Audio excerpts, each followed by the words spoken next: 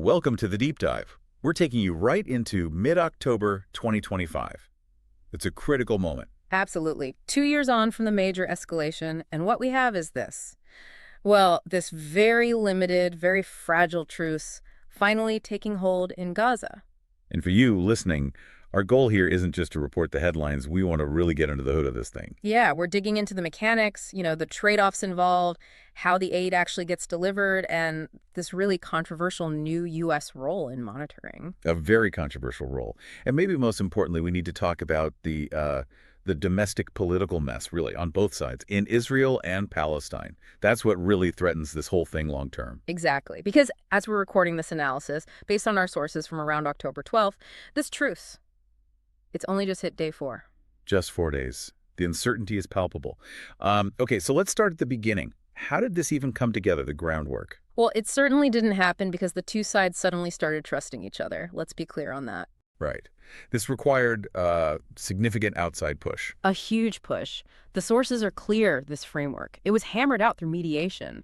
Months of it. Intense international pressure, especially, as civilian casualties kept climbing. And who was involved in that mediation? It wasn't just one country, was it? No, not at all. You had the U.S., Egypt, Qatar, and Turkey all playing active roles. Wow. Okay, 4 major players. Yeah. That tells you something about the level of, well, distrust they were trying to bridge, doesn't it? Precisely. And that lack of trust, it shapes the core deal itself. The main mechanism here is this exchange.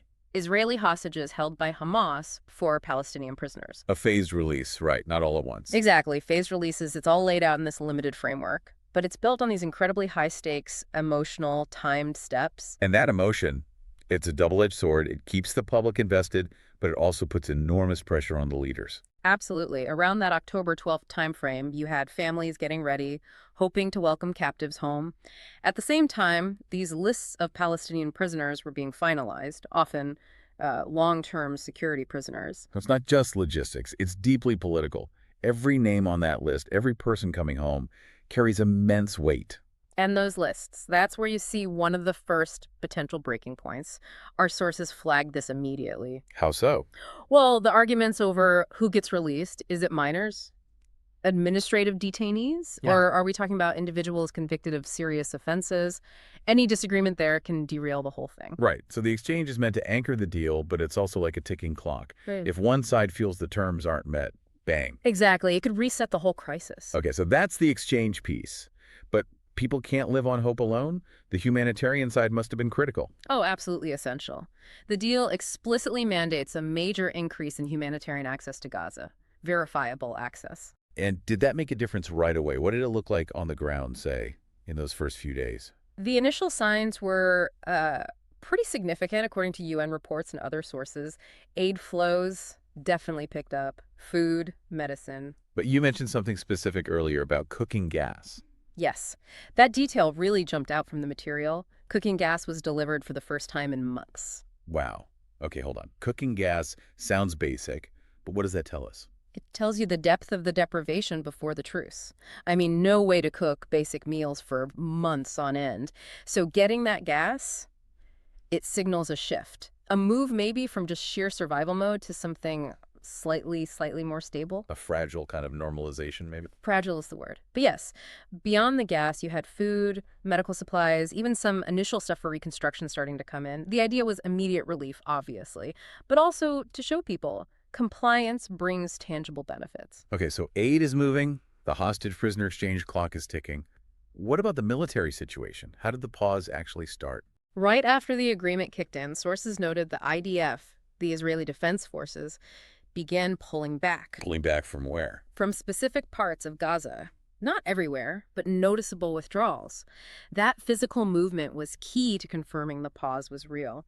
And crucially, there was that strict 72-hour countdown for the first small group of hostages to be released. And you mentioned civilians, too. Did people start moving back? We saw some early signs, yes. Limited returns, Palestinians trying to get back to their homes or what was left of them. Just trying to see the damage, maybe start clearing rubble? Exactly. Just trying to reclaim some small piece of normal life. It showed the immediate impact the violence had stopped, creating that tiny bit of space for people to act. Okay, this brings us to maybe the most complex part and definitely most controversial, the monitoring. specifically the U.S. role. Yeah, this is a huge shift. The U.S. wasn't just mediating anymore. President Trump actually dispatched U.S. troops to Israel. U.S. troops on the ground, where exactly? Employed near Gaza's border, explicitly. Not for combat, but for monitoring. Wow, that's a significant step. What was their specific mission? Very clearly defined, according to the sources. 1, oversee the pause in fighting. 2, actively monitor compliance with the ceasefire terms. And 3, coordinate the logistics for getting that aid distributed effectively. So American boots on the ground acting as referees, essentially. In a way, yes. And the sources really emphasize this point. The presence of these U.S. forces was seen as vital for building any confidence. Neither side trusted the other, so this external guarantee, it was deemed necessary. But putting U.S. troops on a volatile border like that? I mean, that's setting a massive precedent. How did people react? It was definitely mixed, very mixed. Israeli officials, as you might expect, praised the support, saw it as a sign of commitment, a guarantee. On the Palestinian side. Deep skepticism from some groups, understandably, given the history of U.S. support for Israel. They questioned American impartiality right out of the gate. And what about regional analysts? What were they saying? They flagged the risks. Even a small foreign military mission changes the power dynamics, right? It could sideline other potential mediators, maybe one seen as more neutral, like Turkey or Qatar. And it puts all the pressure, all the risk on Washington to stay impartial if, or more likely when, disputes flare up. Precisely. So the monitoring aims to stabilize the truce. But it also injects this whole new layer of geopolitical tension that could actually destabilize it from the outside. That's the tightrope, exactly. And you can't separate this military move from the high-level diplomacy happening at the exact same time. Right. You mentioned President Trump was heading to Israel. Yes, he was en route to address the Knesset, the Israeli parliament, just as this truce was taking effect. Addressing the Knesset. That's a major platform, especially at such a tense time. Right. What's the signal there, combining the troops and the speech? It's about showing total U.S. investment. We're here on the ground, overseeing things militarily and logistically, and we're engaged at the very highest political level. It's a message to everyone, Israelis, Palestinians, regional powers, that the U.S. is actively holding the ring here. Holding a very fragile ring, because despite the U.S. presence, despite the initial aid flows, the analysts are all saying this could fall apart really easily. Unanimous on that point. Which brings us to the threats, the reasons this whole arrangement is just fundamentally fragile. Okay, let's break those down. What are the biggest risks? Well, structurally, there are huge ones. First, as we touched on, those prisoner lists. Any fight over who's released, who's not, that could blow it up immediately. Okay, that's risk one. What's next? The second one, this is the really big, almost impossible question. Governments. What happens in Gaza after the war? The whole day after problem. Ah, yes. The question nobody seems to have a good answer for. Exactly. And without any agreed upon plan for who governs Gaza, what the political future looks like, you just have a vacuum. A vacuum that hardliners or outside spoilers would love to fill. Precisely. If there's no political horizon beyond just pausing the fighting is bound to restart. It's almost inevitable. So prisoner lists, the governance vacuum. Mm-hmm. What's a third major structural risk? It's just the sheer scale of the physical destruction in Gaza. The humanitarian catastrophe on top of the political one. Yes. The sources paint a grim picture. The devastation is so vast, recovery would need a colossal, long-term international effort, way beyond what the current aid flows can manage. And that level of destruction, that despair, it just breeds more conflict down the line, doesn't it? It makes durable peace feel, well, almost theoretical. It feels incredibly distant, especially without that massive, unprecedented investment needed to rebuild not just buildings, but lives and hope. So we have these huge structural problems, but you mentioned earlier the real engine of instability might be internal, the domestic politics. Yes, this is the quicksand. The internal pressures on both Israeli and Palestinian leaders are just immense. It makes it incredibly hard for them to make the kind of compromises needed for real, lasting peace. How does that play out on the Israeli side?